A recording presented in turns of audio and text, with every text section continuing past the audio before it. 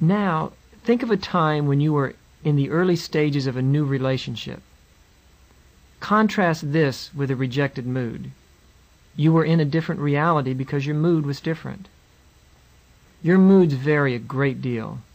We are all a little nuts in that our minds change so fast and so radically.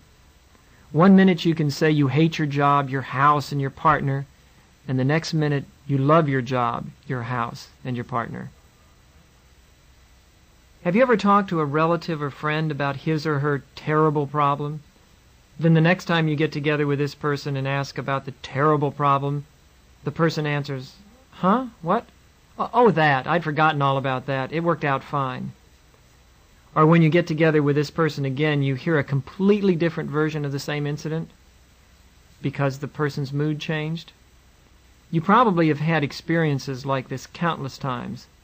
That's because once your mood changes, your perception of what is happening changes, even though the facts remain the same. Here's the important point. The facts stay the same even though they appear to be completely different.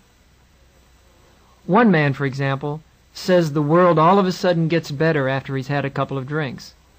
The world hasn't changed, just his mood and his corresponding state of mind. When you're in a particular mood, your mind wants to stay in that mood because it feels comfortable there. It's familiar. That's why when you're in a lower mood, you self-talk to keep yourself there. You rehearse difficulties you expect. Your negative thoughts become second nature to you. That's how you keep yourself in your lower mood. Each mood has its own vibration or energy. Your mood is like a tuning fork. Strike a tuning fork and it sets off vibrations. In the same way, each time a thought strikes your mood, it keeps it vibrating. When you're insecure, you slip into a lower mood.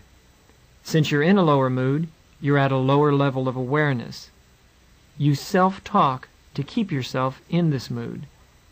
You stay in this lower mood because you want to stay in it, or because you believe nothing will help you feel better. Think about this. The next time you're in a bad mood, get some perspective on it. See your brain as a computer. The computer always says yes to software you boot into it.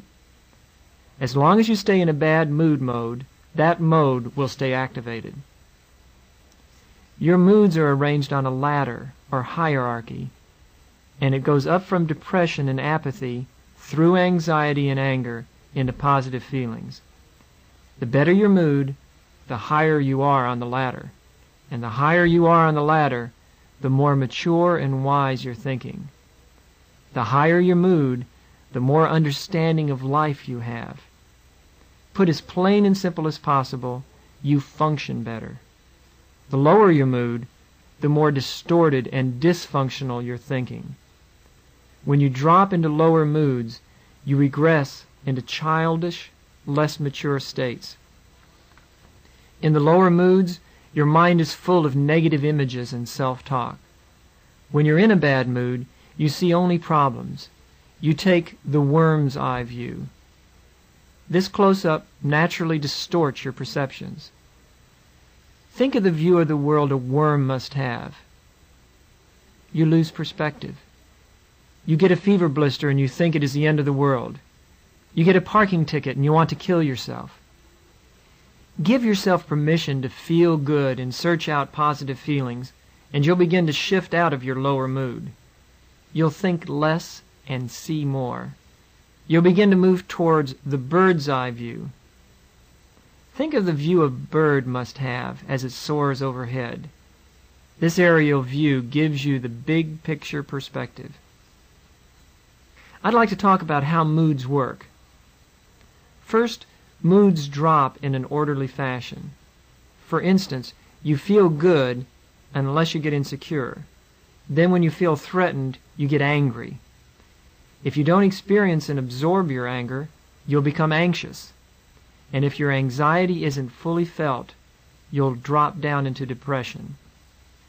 Low moods accumulate. That's why when you're in a low mood, you'll have a full, heavy feeling, as though you're wearing a lead hat. They combine to weight you down. On the other hand, as you start moving up the mood ladder, you start to feel lighter and you have more clarity because the negative feelings stop clouding your vision.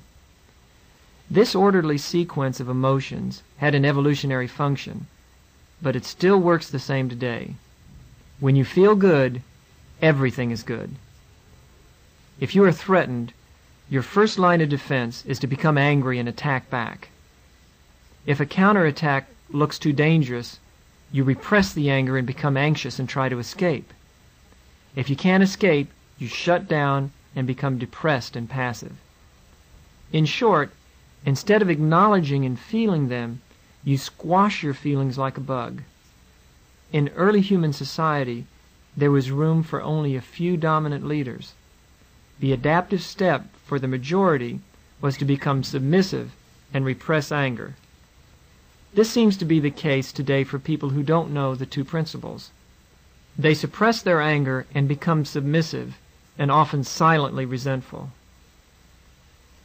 Were you raised in a family where expressing anger had negative consequences? Were you ever told as a child, "You stop that crying or I'll give you something to cry about"? If so, you were afraid of what adults would do to you if you got angry. And you were probably afraid of what your parents would not do to you if you got angry. They might not love you or take care of you. So you stuffed it down inside of you and self-talked yourself into compliance. Women often learn to suppress their anger. This is shown in the old story about the man who was asked by the woman he loved to bring his mother's head to her on a platter. After he cut off his mother's head and was running back to his wife, he slipped and his mother's head rolled onto the floor.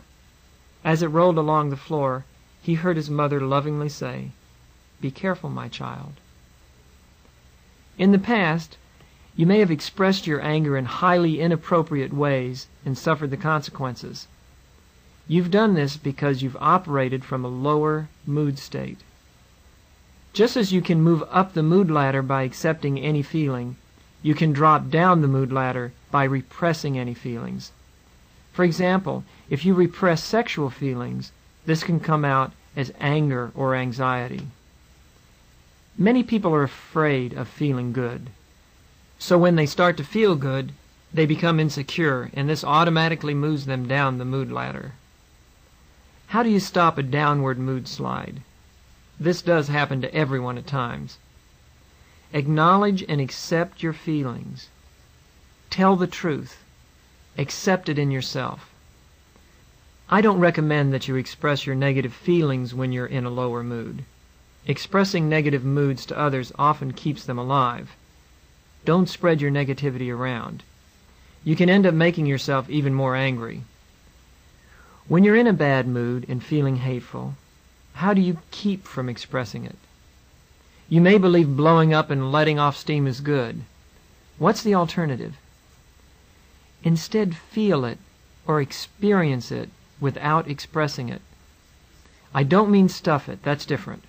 When you stuff your feelings, it just goes underground and comes out as a lower feeling. I mean feel it. Tell yourself, I'll get in touch with my anger for a few minutes and then I'll let it go. You may have to do this several times to completely accept and absorb your anger or other negative feelings. If you still feel the negative emotion, repeat the process again.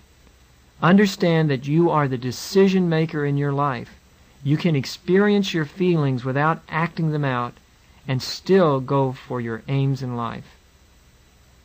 Again, rather than express your feelings, experience them and tell yourself how to feel. This will help you see how you create your own feelings by your own thinking. Remember your separate reality. Does it surprise you that all you have to do to move up in mood is to acknowledge and experience your bad feelings? Once you tell the truth about your feelings, and once you accept them, you'll start to quiet your mind down. You'll stop creating negative feelings. Accept your negative mood, and you'll think less about it. Once you stop thinking about your bad moods,